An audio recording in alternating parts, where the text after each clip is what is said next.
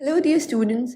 Today we will be learning about some high-yield MCQs from the pharmacology of cardiovascular system.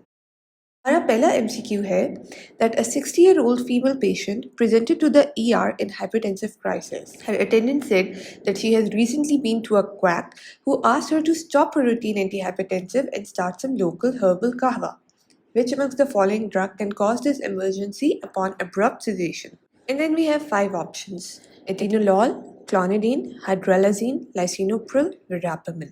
यहाँ पर हमें जो data given है, अगर हम उसको ब्रेक डाउन करें तो सबसे इम्पॉर्टेंट बात है कि पेशेंट पहले से एंटी हाइपरटेंसिव्स ले रही थी और जैसे ही उसने एंटी हाइपरटेंसिव स्टॉप की वैसे ही उसका ब्लड प्रेशर बहुत ज़्यादा शूट कर गया और वो हाइपरटेंसिव क्राइसिस में चली गई।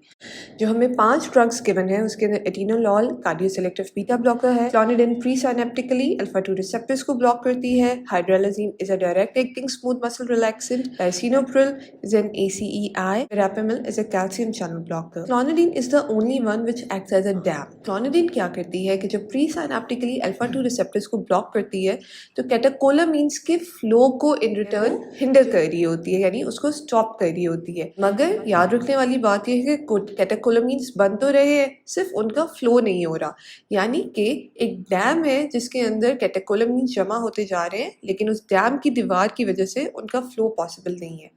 अब उस डैम की दीवार को एकदम से हम तोड़ दें, यानी उसके अंदर एकदम से हम अपनी ड्रग को डिसकंटिन्यू कर दें तो सारे कैटेकोलामीन्स ओवरफ्लो कर जाएंगे, ब्लड प्रेशर बहुत ज़्यादा शूट कर जाएगा और पेशेंट हमारे पास हाइपरटेंसिव क्राइसिस में प्रेजेंट करेगी। So the answer of this question will be clonidine, which is supposed to do rebound hypertension upon abrupt sedation and the patient will end up in ER in hypertensive crisis. फिर हमारे पास आता है MCQ number 2. 30-year-old hypertensive patient complains of sudden remarkable hirsutism and anxiety due to increased heart rate. Her gynecologist marked her negative for the suspicion of polycystic ovarian syndrome. Which amongst the following antihypertensives can cause these complaints?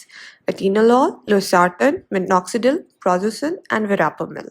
तो हमारी patient young female है, hypertensive है, anti हाइपरटेंसिव्स ले रही थी, लेकिन उसके बाद उसने देखा कि उसे हर्सूटिज्म होना शुरू हो गया, यानी अनवांटेड हेयर ग्रोथ उसकी बॉडी में होना शुरू हो गई अलॉन्ग साइड टैकीकार्डिया।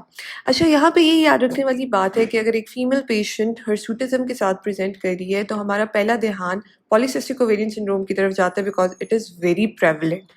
बट यहाँ पे उन्होंने उसको भी नेगेटिव मार्क कर दिया और बता दिया है कि जी ड्रग्स ही कॉज कर रही हैं, जिसके अंदर atenolol which is again a cardio selective beta blocker, we have losartan which is an ARB, minoxidil जो कि पोटेशियम इफ्लक्स बढ़ाती है और साथ साथ हेयर ग्रोथ को स्टिमुलेट करती है, prazosin which inhibits alpha 1 receptors and verapamil which is a calcium channel blocker। तो इसके अंदर it's a no brainer. Minoxidil, हमें पता है कि मिनॉक्सिडिल बहुत ज़्यादा कमर्शियल प्रेपरेशंस में यूज़ होती है to treat alopecia and hair fall. तो जहाँ कहीं पे भी हम एंटी हाइपरटेंसिव्स के साथ हिर्सुटिज्म का जिक्र आता है तो हमारा जो ब्रेन का फर्स्ट गेस होता है that should be minoxidil. MCQ number 3 is that a 66-year-old patient is diagnosed with hypertension and angina. A drug which benefits in both conditions is suggested. Which of the following drug has both non-selective beta blocking and alpha 1 selective blocking actions? And the options are bisoprolol, carvedilol, nebivolol, pinolol, timolol. इस question को अगर हम break down करें तो जो emphasis किया गया है वो ये है कि कौन सी ऐसी ड्रग है जो अल्फा रिसेप्टर्स को भी ब्लॉक करती है, particularly alpha 1 and beta 1 and beta 2 दोनों को ब्लॉक करती है। And then all the suggestions are and in suffixing lol. अगर आपको याद हो तो जिन भी ड्रग्स के एंड पे LOL यानी लॉल आता है it means that they belong to the class of beta blockers.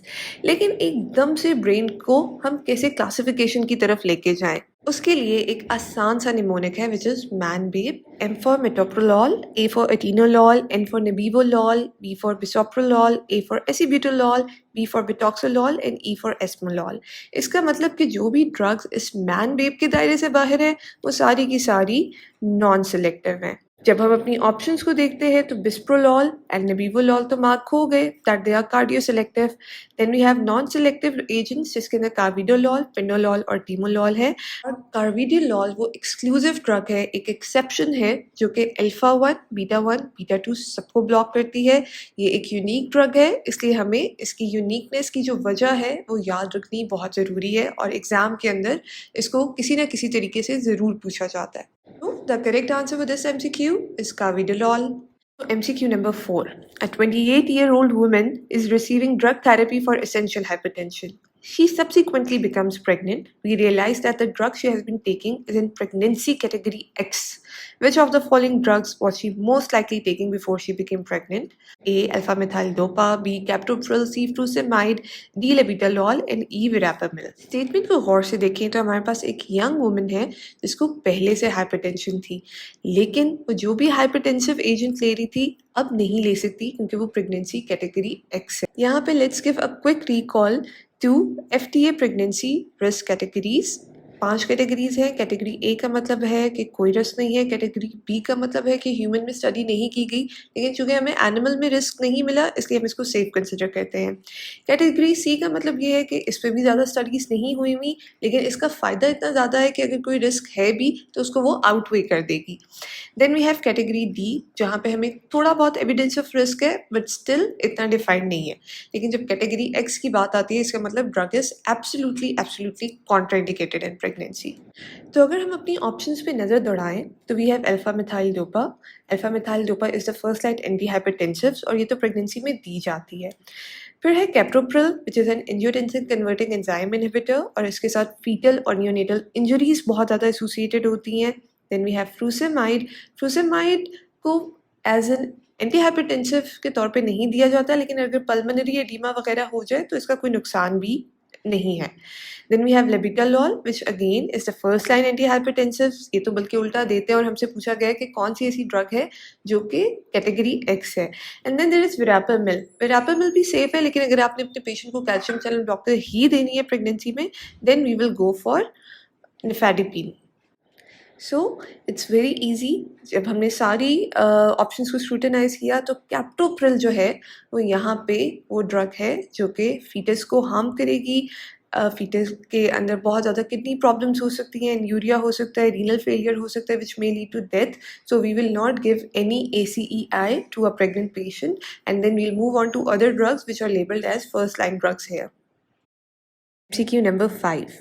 A 45-year-old man has recently been diagnosed with hypertension and started on monotherapy designed to reduce peripheral resistance and prevented NaCl and water retention. He has developed a persistent cough. Which of the following drug would have the same benefits but would not cause cough? A. Losartan, B. Nifedipine, C. Prazosin, D. Propranolol, E. Spironolactone। यानी कि हमारे पास एक ऐसा patient है जो 55 years old से कम है और उसको मोनोथेरेपी स्टार्ट की गई है। अगर हम नाइस गाइडलाइंस को रिवाइज करें तो मोस्ट प्रोबेबली ACE इनहिबिटर्स की तरफ ही जाता है। और साथ साथ हमारी इस सोच को कंफर्म करने के लिए देयर इज़ अनदर क्लू कि पेशेंट को कफ हो रही है। सिर्फ एक ही ग्रुप है एंटी हाइपरटेंसिव्स का जो परसिस्टेंट कफ कॉज करता है and that is angiotensin converting enzyme inhibitor. And we know कि जब भी ACI की लिमिटेशन होती है तो हमारी फर्स्ट चॉइस ARB होती है।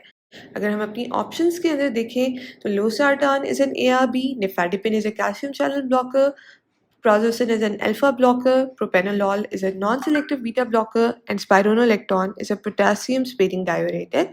So most definitely A is the right answer, which is losartan. यहाँ पे हम अपना फर्स्ट सेशन वाइंड अप करते हैं। Stay tuned for more high yield MCQs and don't forget to subscribe our YouTube channel.